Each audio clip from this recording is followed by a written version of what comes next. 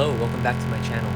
Today we will discuss the heartbreaking revelation at the hospital, where Daphne discovers Carter is the biological father of Melissa Dillon. Let us begin not with the screaming, nor with the shattered glass of a broken marriage, but with the quiet, clinical hum of a hospital waiting room. I noticed the lighting first, that harsh, unforgiving fluorescent glare that strips away all the glossy, soft-focused glamour we are so accustomed to seeing in the Forrester Creations design offices.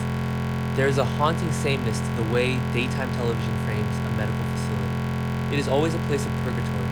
I sat on my couch, a glass of cheap wine in my hand, at some ungodly hour of the morning, and I watched Daphne Rose Walton sit beneath those sterile lights. She looked so small, so utterly diminished by the Sisyphean task of trying to force her body to create life. And as I stared at her weary expression, a profound, strange grief washed over me. Let us be honest about what we just watched. We did not just witness a plot twist.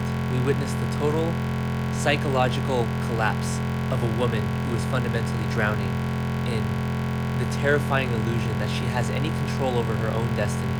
I find myself wondering if anyone else feels this strange ache when watching Daphne navigate the pathology of her infertility. The medical charts, the negative tests, the desperate hollow hope that this time perhaps her body will do what it is biologically designed to do. It is a profoundly isolating experience, and the show captures that clinical dread with a surprising, agonizing accuracy. Daphne is essentially a ghost haunting her own life, searching for a phantom child that refuses to materialize. And it is in this state of profound vulnerability, searching for IVF solutions, searching for a scientific miracle to fix her brokenness, that she stumbles upon the ultimate cruelty. The universe, or rather the writers of this cyclical tragedy, do not give her a child. They give her a manila folder. The physical texture of that moment is what truly haunts me. A misplaced file from years ago, a forgotten archive of DNA. It is a deeply absurd soap opera trope, the secret medical file left unattended just long enough for the wrong person to find it, yet the emotional truth it carries is undeniably devastating. Daphne opens the folder, expecting perhaps to find answers about her husband's genetic compatibility, about his sperm count, about their shared future. Instead, she finds his past. She finds a DNA test confirming that Carter Walton is a father. He has a child, a living, breathing piece of himself walking the earth, conceived in some forgotten, careless moment of his youth. It is terrifying. And then comes the name, Melissa. The clinical documentation leaves no room for ambiguity, no room for denial.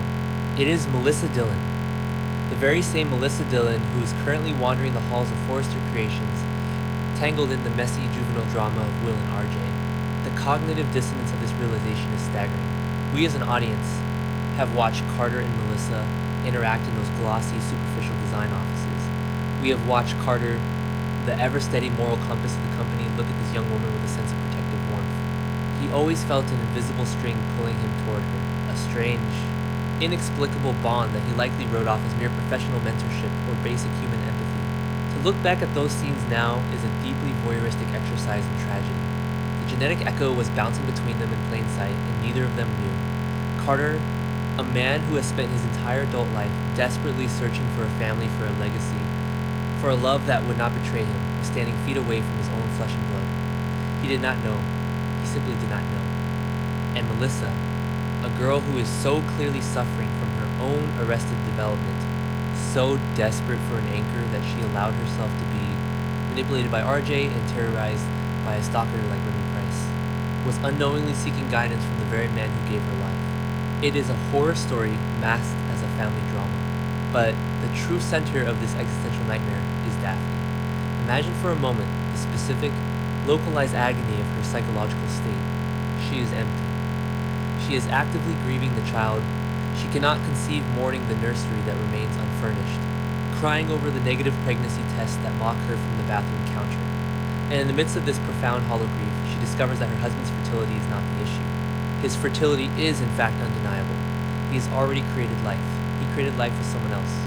In a brief, meaningless fling that meant so little to him he did not even know a child was born of it. The juxtaposition is unspeakably cruel. Daphne is starving for a miracle, and Carter casually left one behind in his past. How does a woman process that level of cosmic unfairness? How do you look at the man sleeping beside you, the man holding your hand through IVF consultations, and not feel a deep, festering resentment? The foundation of their marriage has been instantly, violently reduced to ash. Daphne's trust is completely shattered. Not because Carter maliciously lied to her, though, that would perhaps be easier to compartmentalize, but because Carter is a stranger to his own history.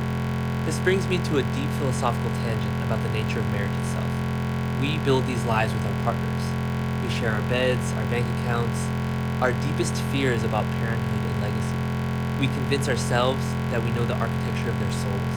But the terrifying illusion of time is that the past is never truly linear. It does not disappear just because we have moved forward. It waits. It waits in manila folders and sterile hospital archives. It waits in the form of a young woman named Melissa stepping off an elevator at Forrester Creations. You can never truly know the entirety of the person you love because they do not even know the entirety of themselves. Carter's explanation when it inevitably comes will be a study in the tragedy of innocence. He will have to look into the tear-filled eyes of his broken wife and explain a fleeting romance, a one-night stand, a careless encounter from a lifetime ago. He will have to admit that he did not know, and that lack of malice is precisely what makes this so unforgivable. If he had known, if he had hidden Melissa away out of shame or fear Daphne could channel her grief into righteous anger, she could hate him for his deceit, but he did not deceive her. He was merely ignorant. He was living his life, officiating weddings for the Forresters and the Logans, playing the eternal bridesmaid, completely unaware that he was already patriarch. I sit here watching the screen, and I am struck by the passage of time. I have aged. My real life has shifted, evolved, expanded. I have watched Carter Walton cycle through endless, unfulfilling romances, Quinn, Paris, Katie. I watched him finally find what I thought was a safe harbor in Daphne. I wanted this for him. I wanted them to have their baby to break the cyclical pathology of trauma that defines this show. Yet, here we are. The writers refuse to let these characters outgrow their pain. They are fundamentally incapable of moving into a state of permanent grace. The show is a masterclass in emotional sabotage, and we are complicit in our viewing. Let us talk about Melissa Dillon for a moment. Her character has always felt slightly untethered, a piece of driftwood caught in the currents of the Spencer and Forrester feud. She sacrifices her own comfort, moving out of Will's beach house just to appease Electra. She is blackmailed by Remy Price. She is a victim of her own lack of identity, and now we understand why. She is a Walton. She is the biological product of a man who defines himself by his loyalty and his honor. Yet she grew up without him. The psychological damage of this revelation on Melissa will be catastrophic. She will have to reconcile the man she works for with the father she never had. And Carter will be entirely consumed by guilt. It is his default emotional state, but this time, the guilt is existential. He missed her first steps. He missed her childhood. He missed the opportunity to protect her from the cruelties of the world. He will look at Melissa and see decades of stolen time. He will look at Daphne and see the wife he has inadvertently destroyed. He is trapped in a prison of his own past, a past he did not even know he was building. I confess the cognitive dissonance of watching this unfold is staggering. I know I am being emotionally manipulated by a team of writers who need to fill airtime, who rely on the shock value of secret DNA tests to drive ratings.